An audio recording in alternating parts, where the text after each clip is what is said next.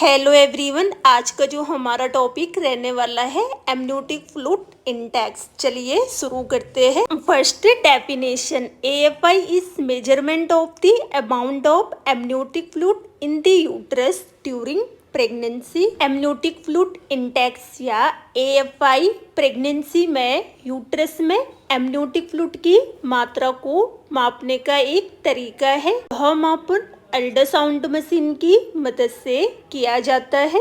इसके बाद आएगा मेथड, मापा कैसे जाता है। Divide uterus into 4 quadrant, measure deepest fluid pocket in each, then added volume. Doctor ultrasound करते समय यूट्रस को 4 भागों में बांटते हैं, फिर हर क्वाड्रेंट में सबसे गहरे वर्टिकल तरल के पॉकेट की लंबाई मापते हैं। इन चारों मापों का योग AFI होता है।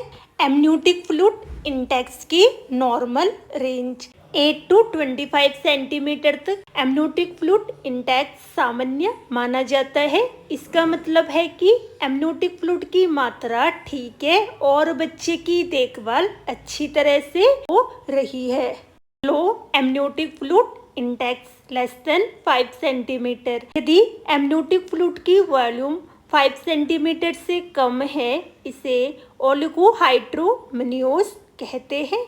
यह बच्चे के डेवलपमेंट में प्रॉब्लम और premature rupture of membrane, time से पहले मेम्ब्रेन रप्चर होना या प्लेसेंटा सही से बच्चे को ऑक्सीजन और पोषक तत्व नहीं पहुंचा पाता। इसके अलावा यदि मदर को क्या है, प्रीएक्लेम्पसिया या डायबिटीज है। High amniotic fluid index more than 25 centimetre, इसे पॉलीहाइड्रोमिनियोस कहते हैं। इसका मतलब एमनियोटिक फ्लूइड बहुत ज़्यादा है, 25 सेंटीमीटर से अधिक। इसके मुख्य कारण मदर को डायबिटीज होना या ट्विंस प्रेगनेंसी और इसके अलावा जेनेटिक भी हो सकता है। कभी कभी इसका कोई स्पष्ट कारण नहीं मिलता है। अब हम जानेंगे एमनियोटिक फ्लूइड क्यों इम्पोर्टेंट है। इसमें जो फर्स्ट है, monitor foetal growth and health. Amniotic fluid index से डॉक्टर बच्चे की चारों ओर मौजूद एमनियोटिक फ्लूइड की मात्रा का पता लगाते हैं। यह फ्लूइड बच्चे को यूट्रस में सुरक्षित रखने, चोट से बचाने और उसके बॉडी पार्ट के सही डेवलपमेंट में हेल्प करता है। नॉर्मल एमनियोटिक फ्लूइड बच्चे के मसल्स, लंग्स और हार्ट के स्वस्थ डेवलपमेंट को सुनिश्चित करता है, लेकिन identifies abnormal fluid early. Amniotic जो फ्लूइड होता है, यदि क्या है, कम है या बहुत ज़्यादा है, होने का पता चलता है। इन दोनों स्थितियों में बच्चे के लिए रिस्क पैदा हो सकता है।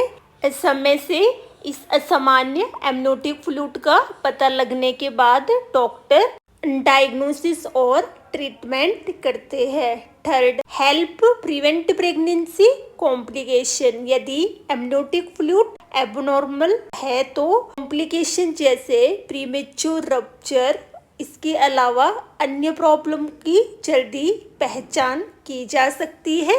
डॉक्टर की बेहतर प्लानिंग बनाने और जरूरी इंटरवेंशन जैसे मेडिकेशन और amino infusion, foetal monitoring mother और बच्चे दोनों की सुरक्षा में हेल्प होती है। बाद आएगा safety of mother and baby. AFI के जरिए स्थिति की सही जानकारी मिलते ही डॉक्टर समय से पहले कॉम्प्लिकेशन को प्रिवेंट करने के उपाय कर पाते हैं। इस तरह मदर और बेबी दोनों की सुरक्षा होती है। देन इसमें जो लास्ट पॉइंट आएगा, इम्प्रूव चांस हेल्दी डिलीवरी।